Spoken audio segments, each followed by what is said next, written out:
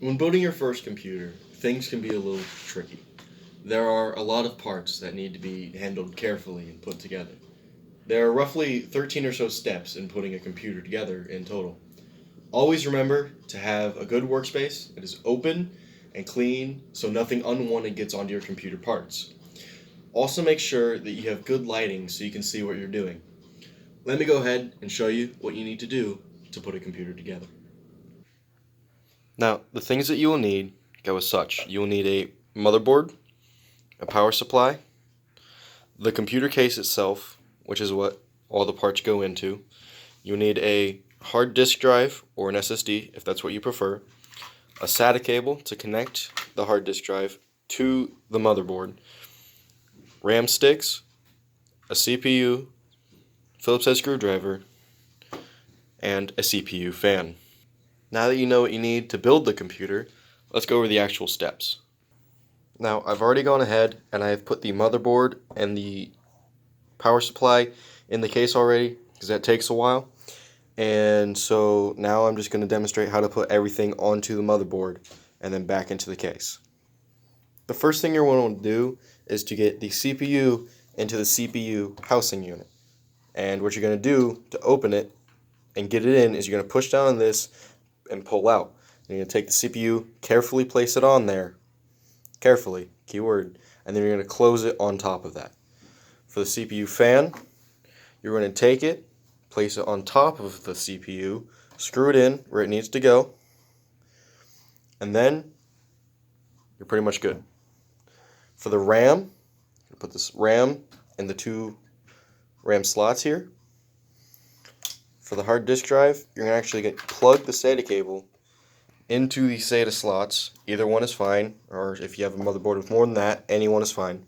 Then you're going to plug the other side into the hard disk drive itself. After that, you're going to take all the cords and you're going to pretty much just put them where they need to go. Now, let's go ahead and put this computer together. Okay, so remember how to put the CPU unit. You push this down, pull it out, and it's going to open up like that. You're going to take the CPU, and you're going to find that there is a small triangle in one corner. There's a edge on the CPU, or rather the motherboard, that is usually defined, and you're going to take the triangle and put it to that side. Now, some CPUs and motherboards work nicely, and there's these notches that help you as well, but not all do, so I'm not going to go over that right now. To close it, you're going to make sure this stays up. That's going to go down over this screw here, and then you're going to push this down back into place on the side. For the RAM sticks, you're going to want to make sure that these white things right here are pushed out on both sides. And then make sure see this notch? It needs to line up with where the notch is on the motherboard so you don't break it. And when you push it in, you're going to hear click, and it's in. You want to make sure you hear that click on both sides, otherwise it won't be in properly.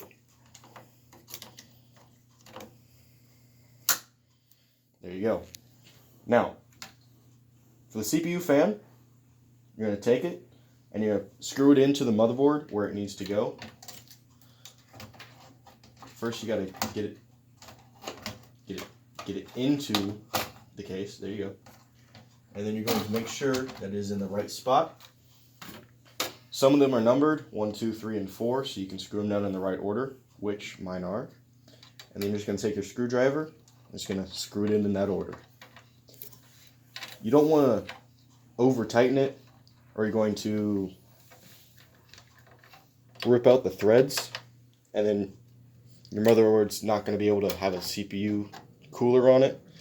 And without a CPU cooler, your CPU overheats, computer shuts down, and you aren't able to use it for a long time.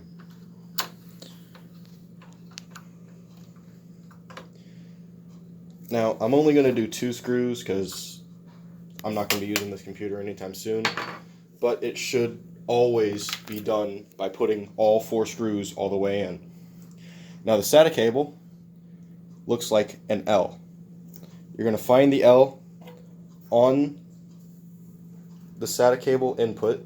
Either one is fine. Make sure the L is facing the correct way. Plug it into the motherboard. And then you're going to take your hard disk drive, find the smaller L input or connector, and then you're going to plug it in there. Now, this computer doesn't really have a hard disk drive bay. Most will, so I'm just going to set it there for now. And then all these little connectors will just go where they need to. Most of them will have one pin or two maybe missing. That's going to show you where they need to go on the motherboard. This one goes here. Always make sure that when you're putting pins onto the motherboard that you don't break the pins. That is very crucial. If you break the pins, the motherboard is useless and you will need to buy a new one. Always be careful, make sure it's lined up, and don't apply too much pressure.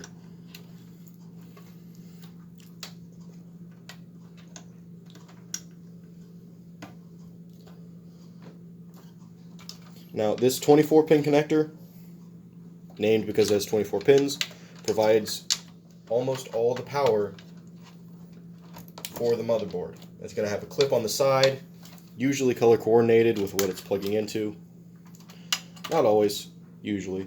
This is the CPU power supply, and because it has its own power supply, it's able to draw as much power as it needs without drawing too much power from other sources or to other sources. Just going to put a few finishing connectors together, and then we'll be on to putting the power connector onto the hard disk drive, which is not hard. It's a bigger L-shaped connector. You'll just take it, find the bigger L-shaped connector on the hard disk drive, and then just put it in. It should snap in place. And like I said before, this one kind of just sits in the computer. Then you're going to take your computer case that has been taken apart. Usually you're going to unscrew it first and then screw it back in, but this was a micro form factor, which is just a smaller PC. So it has a clip that it clips into. And that is how you build a computer.